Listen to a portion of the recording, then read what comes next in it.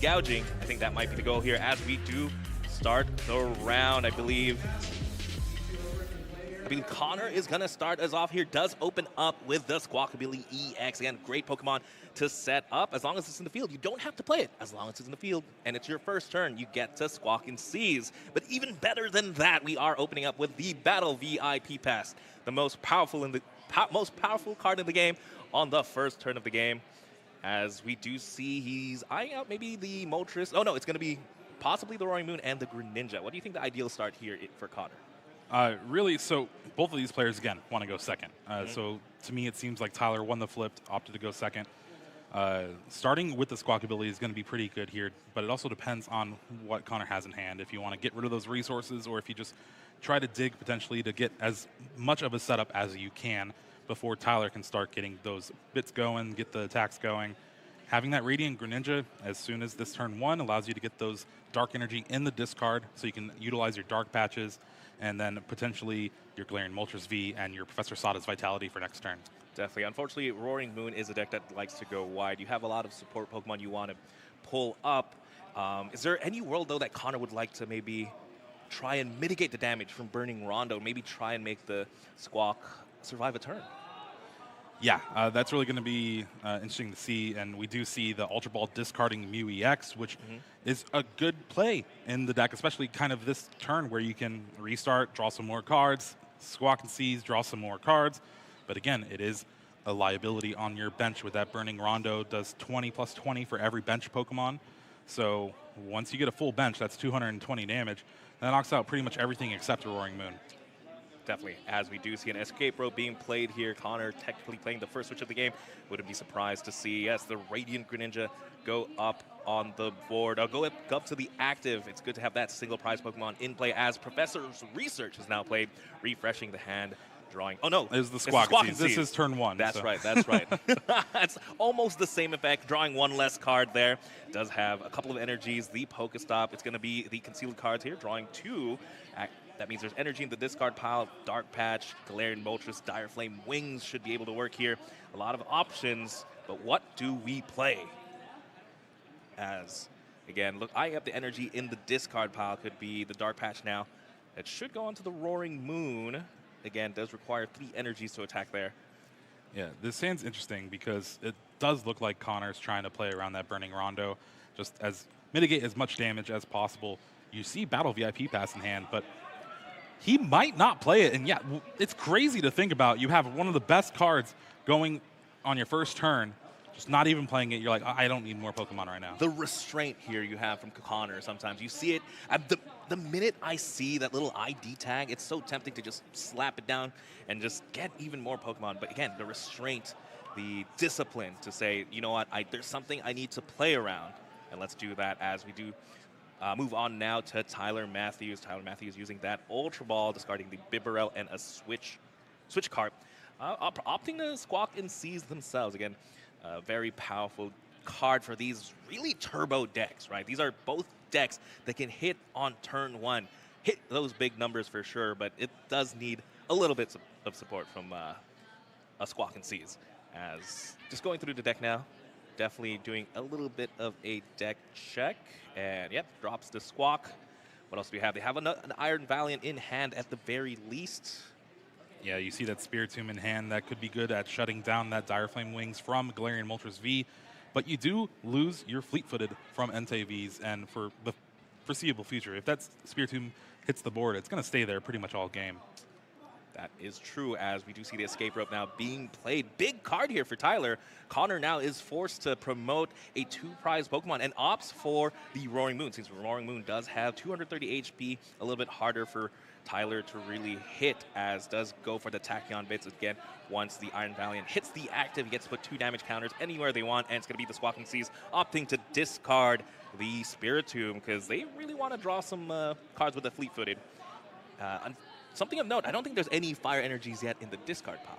No, yeah, it just drew the first one of the turn, and this hand off Squawk and Seize looks a little rough. There is that Battle VIP Pass, but there's not much you can really get to help progress your board this turn. I guess you still have to retreat into the Entei Fleet-Footed. Remember, no supporter has been played just yet, so Tyler still has that option if he finds one, but the way he's built this list, it's definitely a little bit different than we've seen traditionally in the past for an Entei Iron Valiant list. Is playing that 1/1 B barrel. Did discard the B barrel for that first Ultra Ball, but it's an inclusion where you kind of know that you're going to need that draw power later on in the game. That is a fair point, Jeremy. A lot of the times when I see the Iron Valiant lists, they just want to go hit hard with the Entei, maybe not think too much of the late game scenarios, just really try and get those tachyon bits. But you have to remember, most of your deck are switch cards. These aren't live cards. Oh, there is a research in hand. My mistake. This hand's actually fine. You do have to discard a double turbo energy, but you get a fire energy in the discard, and this research is going to give you 7 cards, hoping for a Magma Basin. Do we find it here? Magma Basin, again, a stadium able to attach. 3 of them. Oh, that definitely found it there. All right, Magma Basin able to attach fire energy from the discard pile. With the downside, though, of putting 20 damage on that Entei.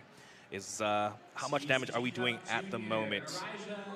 So full bench with that, it's going to be 180. Thanks to the 3 bench Pokemon on Connor's side of the board. Fleet-footed is going to allow an extra card draw here, and that's going to put this Roaring Moon at 30 HP left. I believe with the double turbo should have 20 more. Oh, 20 left, yeah. So 50 HP left, which it's still is fine. And with the stadium in play, that means Calamity Storm is going to be able to take a knockout on this Entei V thanks to that 20 damage from Magma Basin. That is true. But again, just because the damage on the Roaring Moon isn't quite knockout, I'm sure Tyler can find a way to do a couple of switch cards with those Iron Valiants to eventually take the 2 prize, hopefully in between turns here, as Connor actually going to bump the stadium for the Pokestop, and we're going to be spinning here. We're going to be playing some Pokemon Go. Are we going to find anything? 1 Dark Patch. That's not too bad. We do lose a boss's orders. Losing supporters does hurt a little bit. Dark Energy you do want in the discard pile for those Dark Patches and Dire Flame Wings. I don't see a backup Roaring Moon, however. There is an Ultra Ball in hand, so you can Ultra Ball discard that Battle VIP Pass that he chose not to play, along with maybe something like that Pal Pad, maybe that Switch Cart, but you can also kind of Switch Cart, heal off a little bit. It's one of those very good cards in this matchup. That's true. Something of note as well, the hand is looking a little bit thin. Connor decided to discard the Mew EX very early on. Do you ever gamble here and use concealed cards? That's the lone Dark Energy in hand and potentially miss the knockout. But we're going to do an Ultra Ball here. Is going to find another Roaring Moon. What would you do in this position, Jeremy? Yeah, it's definitely a tough decision. Can't even use the switch card because you don't really have a pivot. I think you just have to attach the energy to the active, take the knockout, but there is a lot of hits in the deck that you can get off the concealed cards to still be able to pull off an attack. There's more Dark Energy, of course, but there's Energy Switch, and Seda would be Professor Sada's Vitality as well. Honestly, any supporter. But yeah, it's very tempting. This energy is the world to Connor. This is the attack for turn. It's potentially a draw. I guess you can switch cart into, or no, the switch cart was discarded, yeah. Could have switched cart into the Galarian Moltres V, grab an energy with Dire Flame Wings, retreat with the Dark Patch attaching to the Roaring Moon. That would be a way to get it without having to attach the energy from hand, but it'll be interesting to see if Connor does concealed cards here. As we do see a Pal Pad being played now, shuffling in the boss's orders and the Professor's Research into the deck, making the deck just a little bit more consistent. A little bit, we have more live draws now. That is for sure, as Connor is just shuffling up. I'm so curious, that 1 Dark Energy, I wonder if we gamble, if we use the concealed cards, because again, the hand is a little weak. Do we take the risk here? But we do guarantee a knockout. And as we do see a Dire Flame Wings now attached to that Moltres, is going to attach the energy to the Roaring Moon. And it's going to be a knockout. Calamity Storm discards the stadium, 220 damage, thanks to that 20 damage from the Magma Basin. Entei V gets knocked out, and Tyler's going to have to pull together another attack this turn, but with a 3rd Iron Valiant EX maybe, could just take the knockout on the Roaring Moon without attacking. That would be ideal. Looks like Tyler here is going to opt to promote the Entei V first. Again, while Entei V is the active, Fleet-footed is active. Gets to draw 1 extra card. It's a matter of how many switch cards does Tyler have in his hand. Are we going to be able to take a knockout in between turns as Ultra Ball is played here, finding, is that a Moltres? So yeah, Moltres is a great addition for this deck because you don't really have a 1 prize attacker outside of Radiant Charizard. Moltres with its Inferno Wings, the 20 damage from the Magma Basin charges it up perfectly. 90 damage for 1 energy. That's pretty good. But here we're going to see that Iron Valiant maybe. There is an Escape Rope and a Switch in hand for Tyler, along with a Future Booster Energy Capsule. So I believe with all those and the 3 Iron Valiants can take the knockout on the Roaring Moon. Again, that's going to be a knockout in between turns potentially, but is going to opt for the Moltres. And Moltres, it's funny to see Moltres against Galarian Moltres on the other side of the board. Not something I expected to see in this tournament, to be honest. But again, opting for the Moltres with the Inferno Wings. Could just be going for... Yeah, it's definitely interesting because with the cards in hand, he did have the knockout before even using an attack this turn. We'll have to see what Tyler's line of play here is. Looks like he is going to drop the Moltres and just going to go ahead and use a Magma Basin to be able to attach, as well as put that damage that is needed for the attack. And it's just going to be a simple switch into one of the Iron Valiants. Question is, where does this damage go? Looks like it's going to the fresh Roaring Moon. And this will help with the prize mapping with Tyler against Connor. Connor taking those 2 prizes on his first turn. That means he's going to need to kind of work around this Moltres. Otherwise, it's just another attack to try to be able to close things out. Big play here. I think Tyler is opting not to play a supporter for the turn, so that Connor just leaving them with 2 cards. And back to Connor. Let's see what he decides to promote. Could attack here with the Galarian Moltres V. Again, Galarian Moltres V can power themselves up, but it also damages themselves with the Aura Burn attack. Has double energy switch, a Stadium. Could find something like the Forest Seal Stone here, potentially. Yeah, that's the only out this hand really had. So Connor's lucky he has that Town Store. Be able to search for that Forest Seal Stone, attach it to that Galarian Moltres V. From there, you can just star Alchemy to try to find Professor's Research, Professor Sada's Vitality. Probably going to be a research turn. You can even grab, I guess, if you're feeling lucky, grab the boss's orders, take the knockout on the Squawkabilly, and then hope to clean things up with the last Roaring Moon, but I don't know. That would be tempting indeed, because right now, taking a knockout on something like the Moltres doesn't feel too good, but we do know, even after this research, what does Connor play? Pokemon Catcher. That's going to be exciting. So if they could try and draw into one of the Pokemon Catchers, potentially be able to use a supporter as well as Gust. But again, it's a matter of what we draw into after this research, as Dark Patch first is going to be played onto that Roaring Moon. And again, there's double energy switch. Not quite sure you use that right now, because the only way to retreat the Moltres is to hard retreat it with the 2 energy in play. And it's actually interesting that we're going to see that here. Just fully committing. Just to be able to use the Dire Flame Wings and use the energy switch right now. So all we're missing is an energy attachment for a turn to be able to take an attack, to be able to attack with the Roaring Moon. So I'm not too opposed to that, as we do see the Professor's Research now being played. But he did have the knockout already with the Galarian Moltres V. Dire Flame Wings wasn't used just yet. And it kind of forces you to draw the energies. Granted, Connor did draw 3 of them, but you're still putting your Roaring Moon at harm's risk in the active spot. And we do see now a Concealed Cards with one of those energies. If I saw correctly, there is a Pokemon Catcher in hand, but we're going to go ahead and use this Trekking Shoes first, opting to discard the Morpeko and drawing into the second Galarian Moltres. Actually, that's what I was thinking. Maybe they were opting to protect the Galarian Moltres just because it is a very good support Pokemon to be able to get those energies, but they did have a second. So I'm with you with that, Jeremy. I would have loved to see just an attack with the Galarian Moltres, as we do see the Pokemon Catcher now being played. Flip. Heads. All right, so with the Roaring Moon EX, now this is the best case scenario, what you want to do, right? If you're going to attack with the Roaring Moon, you're going to want to attack against something that's 2 prizes. So bringing up this Iron Valiant EX, going to be a quick KO here. Yes, again, and with the Stadium in play, that means Calamity Storm is doing 220 damage, just enough. We don't have to Frenzy Gouge and keeping our HP on the Roaring Moon. And with that, Connor is technically 1 attack away from winning this game, but Tyler Mathews does have a lot of options on their board, especially with the Radiant Charizard. Yeah, again, you're just still trying to play that 1 prize attacker swing turns. And Radiant Charizard is one of the best options to do it. You can just take a clean knockout, especially with that Excited Heart ability, lowering your attack cost down to just 1 fire energy with Connor taking 4 prize cards. But again, looking through the list, there's 2 Iono, and that's going to be the card you're going to try to need to disrupt. And Tyler was saving it last turn for this scenario specifically.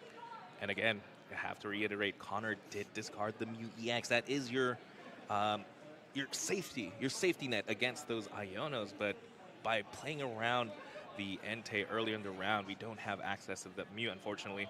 So this is going to be a very, very painful but important Iono, as Tyler Matthews is going to go ahead and use the Earthen Vessel to find themselves 1 extra fire energy. I had to guess it's going on to that Radiant Charizard or the Entei, as you use the Magma Basin to attach to the Radiant Charizard potentially. We'll have to see here. By playing the stadium, you are putting a stadium there for Connor to be able to use Roaring Moon more effectively. But that's an extra energy on board. As Fleet-Footed now being played, draws into the Research. But again, I think you're right. It has to be the Iono for the turn. Is going to be the switch card there going into the Iron Valiant. 20 damage. Where does it go? Onto the Galarian Moltres. Yeah, and with the Magma Basin here, you can get the energy on that Radiant Charizard and then attach energy from hand to the Entei, just saving that 2 damage counters from potential Calamity Storm the following turn, or even just attaching from hand to that Radiant Charizard. And as we see here, big Iono, Tyler Matthews draws 4 cards, while Connor draws 2. I believe the most ideal 2 cards Connor could find would be Dark Energy and Boss's Orders, just to close out the game. But it has to be those 2 specific cards. As we do see here, draws 4, draws 2. Tyler we found all the switch want. effects. I did see a Boss's Orders in Connor's hand. Ooh, okay. This is going to be big. There is still maybe 1 to 2 energy left. There's that Professor Sada's, but you're not going to be able to play that. There's no ancient Pokemon in play. So it needs to be energy off the top of the deck if Connor promotes this Galarian Moltres V. Yes, this is going to be very big. Again, it's this decision right here on what Pokemon to promote. It could be the difference between winning and losing. You could promote the Radiant Greninja, maybe buy some time, or just believe in the deck and draw into that Dark Energy. Hey, you know what? Energy is the card we play the most of. So odds are... Well, there's a lot in the discard, but I like promoting anyway. You can retreat with the Dire Flame Wings, but big card off the top, Trekking Shoes. Trekking Shoes. Spin the wheel again. Dark Patch, nope, that's not going to do it. You got to discard it. That's an energy on the bench. So, yep, here we go, big draw. Ooh. Asada, again, cannot be played. No, they could still use a Boss's Orders right now, but I think leaving the Radiant Charizard in the active, technically it has to switch out to be able to attack. But hey, Tyler Matthews is playing quite a few of those. Yeah, 12 copies of effects that switch the opponent's active without retreating, or switch your active without retreating. Looking at the hand for Tyler, has all of those there. Got them from the prize cards, got them from the Iono. I can't help but think now, again, as the previous turn where Connor did manually retreat that Galarian Moltres, paying those 2 precious energies at this point to be able to attack with the Roaring Moon. Whereas he could have potentially a fully loaded up Galarian Moltres V here. Or at this point, maybe a Roaring Moon on the bench. Yeah, it probably would have been a Roaring Moon. So, again, but now Connor forced to retreat, paying 2, retreating to the Radiant Greninja, and he's going to have to hope for a lot more. But this is not going to do it. Escape Rope's going to be able to close things up. Escape Rope resets that Radiant Charizard. Combustion Blast takes the knockout on either of the 2 prize Pokemon on Connor's bench, and just like that, Tyler Matthews up 1-0 here in our round 14. What a big turn there for Tyler. Again, big Iono really slowing down Connor's board. And again, sometimes when I think of this match, I think of whoever takes the first 2 prizes should be in a winning position. But that, just because you're in a winning position doesn't mean you're going to win the game. You do have many tools at your disposal, just like this Radiant, just like this Moltres attacking with those single prize attackers, forcing your opponent into the odd prize cards, especially like the Radiant Charizard that does big damage, able to knock out something like the Roaring Moon there. big, big plays, a lot of fire, a lot of heat coming from Tyler Matthews. Yeah, and just unfortunate last couple of turns for Connor, that Iono really putting him in a bad position there. And there was really no other option than to promote that Galarian Moltres with the hand the way it was. You needed just a Dark Energy off top, you won the game. Yes, definitely. If I would have probably played it the exact same way. Just try and hope to draw an energy with the Trekking Shoes top deck as well. It gave you 2 more chances as we do see the prizing here. Again, it looks like we're not going to see the Bibarel, but more importantly, Radiant Charizard in the prizing. Luckily, that's a late game card. It's down in the bottom, should be able to draw it. As Connor prizing one of the Galarian Moltres V, we know how important that is in the deck. Luckily, they do play 2, while Mew EX prized as well. Could be a big card, as Tyler is going to start us out. Does have the Entei in the active, is going to be able to Fleet Foot. Draws into the Professor's Research. Yeah, I like the sequencing there a little bit. You know, you want to draw into Pokemon, so you Fleet Foot first into the Battle VIP Pass. Yeah, you always want to try to maximize your odds of drawing the cards that you need. And looking at this hand, I think this is another Squawk and Seize hand. You can go ahead and grab that Squawk ability, maybe the Iron Valiant EX, switch card to it, get 20 damage on the Squawk ability EX. But it's still a little bit awkward, I guess. Switch card, you can discard that Fire Energy, Magma Basin it to the Entei, get prepared for next turn. I mean, Fleet-footed is a very, very powerful ability. Any ability that draws a card is powerful. But at this point, since you're going first, is there any logic to maybe benching the Spiritomb? Maybe slow down Connor's plays the next turn? Yeah, we'll have to see if Tyler values that Fleet-footed over the Dire Flame Wings from his opponent. But grabbing the Bidoof here along with the Squawk ability EX, kind of your go-to, right, if you're going first. But I don't think Tyler checked for the B-Barrel before making that decision, and then after grabbing those, it's like, maybe I should check for B-Barrel, and unfortunately, it's prized. Maybe Tyler's just going to believe that he will eventually draw into that Bibarel. But right now, again, yeah, I have to agree that Bidoof just not really doing that much here. Isn't going to be doing that much in the foreseeable future in any case. So maybe one thing I like is benching the Spiritomb, switch card to the Spiritomb, and then Squawk and Seize. You can use your Magma Basin, and you already used Fleet Foot for the turn, so you don't really need it. And if Connor does get a turn 1 attack off, it's going to be into the Spiritomb most likely. Yep, that's for sure. As we do see the Fleet-footed, just like you said, sending the Fire Energy into the discard pile. What else do they need to draw here? They do draw into an Iron Valiant and an Energy attach for turn as well. So they should have an Entei ready to go this next turn. As we do see the Magma Basin being played, putting 20 damage on that Entei. Yeah, Squawk and Seize is just a powerful ability for both of these decks, really. And being able to just refresh your hand on this turn 1 where you can't play supporters. And look at that, 2 energy on the Entei V, Future Booster Energy Capsule on that Iron Valiant EX. And Connor's going to have to put in a lot of work with this Trekking Shoes, because that hand needs a dark Pokemon on the bench.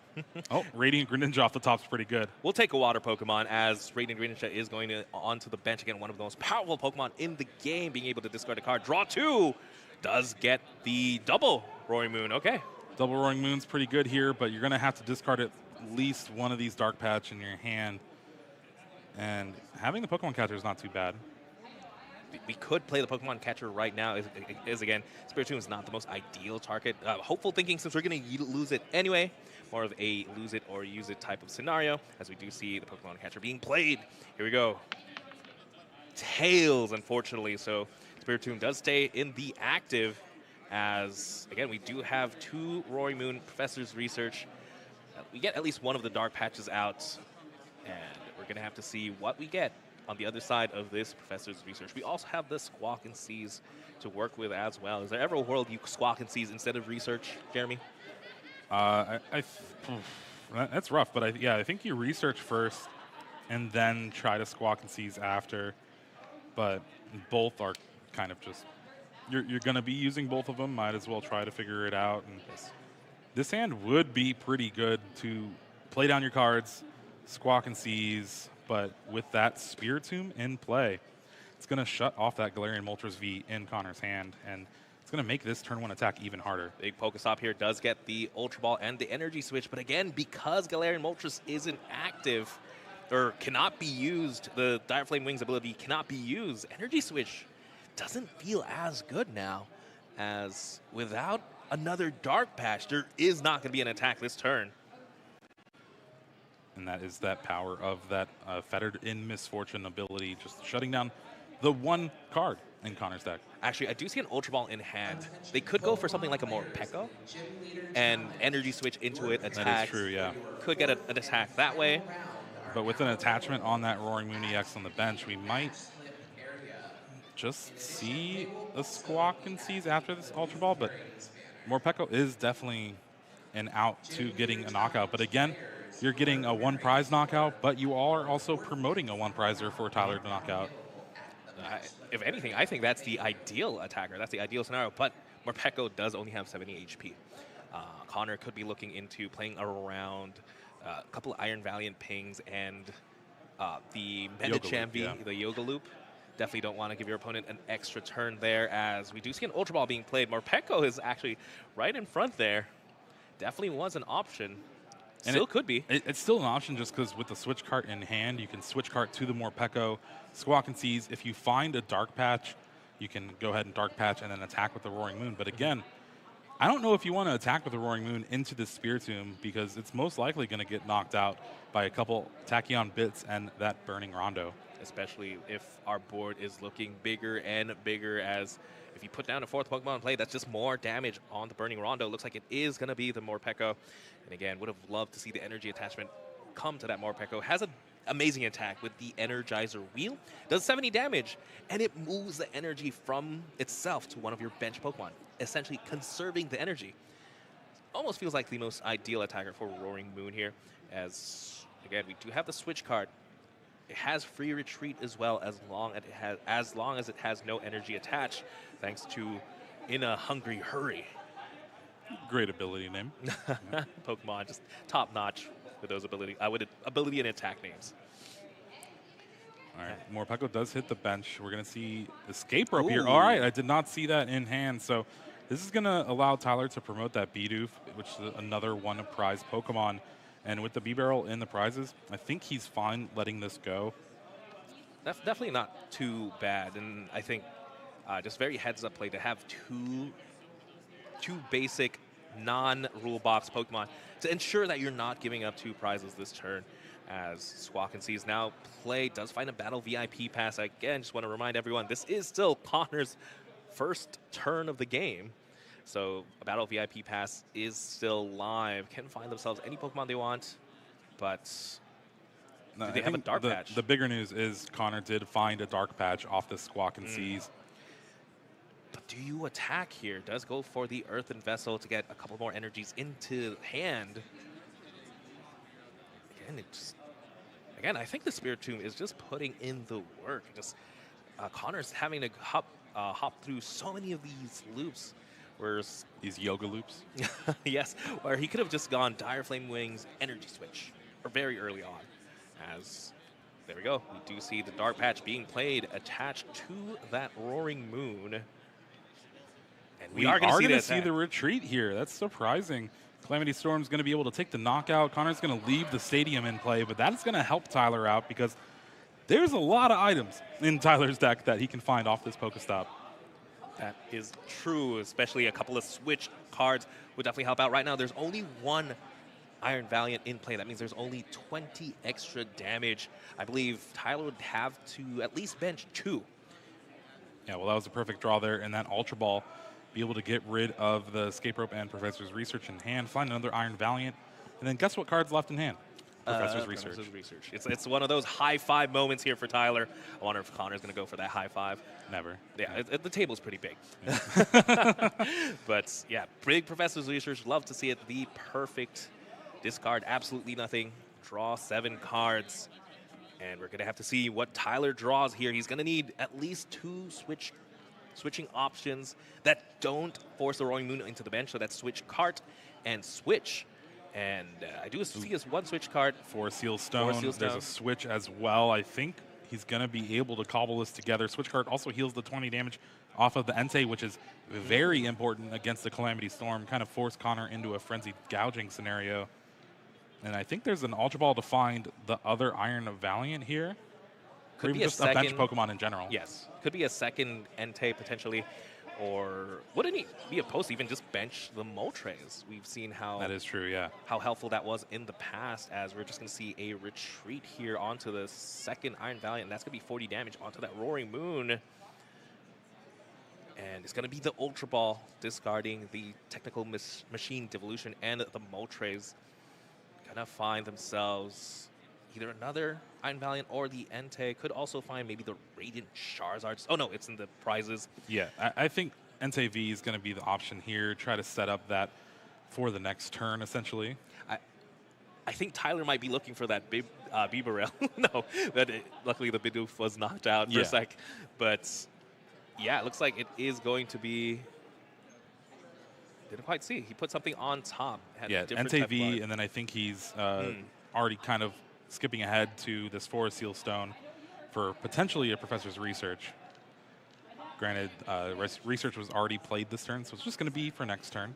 But has the Switch in hand along with an Energy and playing out everything to take this knockout. And it is a big knockout. We know how much resources Connor had to put onto that Roaring Moon only to take a single prize, while Tyler here just able to just gonna swing in return after a couple of attack down bits. Oh, is gonna go ahead and Pokestop first. All right, there's so many items in the deck that it's a little unlikely, but discards that Medicham V and Iono, but does find a Hisuian Heavy Ball. Can go ahead and use that to grab that Radiant Charizard from the prize cards. Definitely a good Pokemon to get, especially since, you can only have one Radiant Pokemon in the deck, and this is a big one. We know how important it is to just do 250 damage with a single prize Pokemon, but we're going to have to wait a couple of turns. But we'll have to see here what else Tyler can do. I think they played down their hand completely, and it's just going to be the Burning Rondo for the knockout there. Yeah. Tyler going down to 4. I would have loved to see that Forest Seal Stone be attached to that bench Entei V. Kind of Judge or Iono proof your hand, even though I think if Connor plays with Judge or Iono, you're fine with that. That's not a Professor Sada's. That's charging up a Roaring Moon. Oh, as we do see the Judge drawn there by Connor, but again, we're going to need a bit. We're going to need double Dark Patch attach. Oh, that's going to be a little tough. There's 3 gone. That is true. So what can we do here, Jeremy? Maybe cry a little, but no. It's definitely going to be risky. Connor kind of wanted to knock out that Spirit Tomb turn 1. Unfortunately, the way it is, but Galarian Moltres V is just such a lifeline for this deck to be able to get those energies back again and again each turn. Utilize your energy switch. Other than that, you're playing with a lot of cards that don't really do much. As we do find at least one Dark Patch, well, the last Dark Patch of the deck with the Pokestop. Again, it's just the nature of this deck. Again, popularized by Ross Cawthon, really cutting a couple of Professor Sada's in and putting in a couple of researches, adding consistency, but you're losing the power of energy acceleration Sada provides. And it really shows here in this match that how important that one card could be. And again, Connor here just going through the options.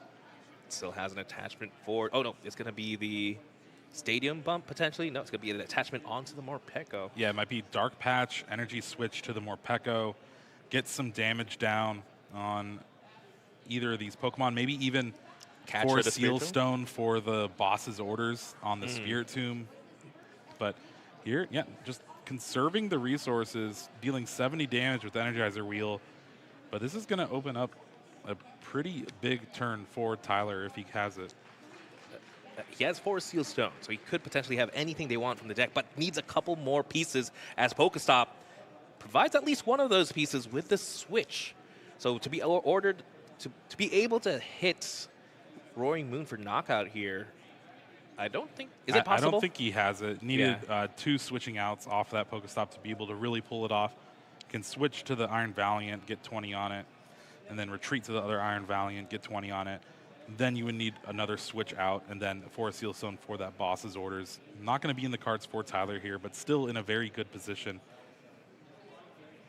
Does go for the switch onto the Iron Valiant with the tool. Free 20 damage here does go into the Roaring Moon. next. What is going to be decision? The decision could just be Forest Sealstone, possibly for research. I also just like Forest Sealstone for potentially a boss's orders, bring up the squawk ability, take the knockout. That way you just put yourself to 2 prize cards, and a simple knockout on that Roaring Moon would be game over. But Tyler, again, just taking it slow, not even attaching that Forest Sealstone yet, really afraid of something like a Lost Vacuum, but that's not a card we really see in a deck like Roaring Moon. That's true. As one card we do see in these new Roaring Moon decks are the Hand Disruption, as Connor should be able to play at least a Judge this turn, as again, Connor just going through the resources that have been played by Tyler, maybe counting how many switches have been played already, as they are going to opt to, I like just a Judge, don't play the Town Store Stadium, not give Tyler access to a Forest Sealstone again, as again, Judge being played, the great equalizer, both players shuffle their hands, draw 4 cards apiece. Yeah, well, either way, you're going to be discarding the Stadium at the end of this turn with Calamity Storm. So you're going to be denying Tyler that Pokestop no matter what. But again, just kind of conserving the resources for yourself. The Pokestop's a little bit better to use after this Judge. As we do see... Wow, this is like the same hand he just shuffled back in. A couple of Stadiums, the Energy Switch, and a Battle VIP Pass. Is going to have to depend on the Pokestop to get a little bit more out of this. No, we're not spinning. We're just going for the Calamity Storm for the knockout. Connor goes down to 3 prizes. Let's see if Tyler has the response. Again, there is 20 damage onto that Roaring Moon. Connor's bench is looking very bare. Only 2 Pokemon in play, so could mitigate the damage on the Burning Rondo from the Entei. As Tyler draws their card, does have the Escape Rope. Could promote... I think this is a great Escape Rope. Either Pokemon knocked out here would be great. It's a little bit easier to hit 130 HP or 160, and since you're in the odd prize anyway, might as well take a meaningful knockout. Yeah, right now the Burning Rondo is going to be doing 140 damage. So that's enough to take a knockout on this Radiant Greninja. But Tyler debating where to put this 20 damage. Going to be on that Roaring Moon. Had the option to Escape Rope yet again, but decided not to after like a retreat. And just a Professor's Research, try to find some more cards. No energy and no Magma Base in here is going to be very tough. Does find the Radiant Charizard, so that is pretty easy to power up later down the line, but not I think we're missing an attack for the turn, though. Yeah, this is best case scenario for Connor here. Has survived through an attack and now can kind of go up on the prize cards here. Tyler's going to bring up that Spiritomb just to have it get knocked out potentially next turn, but there's a boss's orders in Connor's hand. There's a boss's orders, but no way to switch out just yet. No, you got the Town Store. Maybe you can work something out. No Galarian Moltres yet, but there's the Mew in hand. I think this is the point. This is the point. There's damage on the Roaring Moon. We can just go wide. I agree with the Pokestop. Let's Connor here just going through how many energies they've gone through. Again, it might just have to be the Pokestop. Pokestop for the Switch Cart, or even the Earthen Vessel. Maybe try and attach Retreat. Oh, could even go for the Dark Patch. You have the Energy Switch in hand. A lot of live cards here for Connor. Yeah, well, I think the one of Switch Cart was used to bring up that Morpeko, so not going to have access to that. Looking through the list, other than the Escape Rope, which I also think was played that turn 1, so there's no switch out. Going to have to rely off of an energy here. Discards 2 tools. That's not going to be able to go to the hand. Just an Ultra Ball. And, oh, this is kind of a little awkward because you already played your Stadium for the turn. Could have Ultra Balled for the Galarian Moltres V, then Town Store for the Forest Sealstone, but you got the Ultra Ball off the Pokestop, so now you can't even play the Stadium for the turn. There was just no way that we were getting that combination of cards. As Ultra Ball is going to be played here, could find the Galarian Moltres V at the very least, just as a bench sitter to just in case we draw into. There's no Galarian Moltres. Yeah, probably in the prize cards, and one was discarded early on with the Ultra Ball on turn 1. Yeah, look at that. So no real access to even use that Forest Sealstone if he got it. And I think we're just going to have another pass of the turn from Connor here. Talk about droughts here. Energy drought for both players. TCG Masters, that is time and Okay, we can maybe thin the hand down for Mew EX here. You can energy switch the energy off the Roaring Moon to the Greninja. You're going to have to do that anyway. Oh, yeah. And then just draw into an energy? Yeah, I think that's where it's going to have to be. Is that a Pokemon cat? No, that's the town stores. Yeah, so not using the energy switch. Finds the energy off the top of the deck. So we're going to have an attack this turn, but you're still attacking into a Spiritomb. You need to take the knockout no matter what, but wow. What a top deck here for Connor. Again, taking out the Spiritomb means you could have access to the Galarian Moltres V in the future now and puts you to an even prizing. And we know for a fact Tyler Matthews had a weaker hand. He didn't have the energy yet to attack, to respond. So this is going to be a big attack. The problem is, what do we do afterwards? Is that a Pokemon catcher?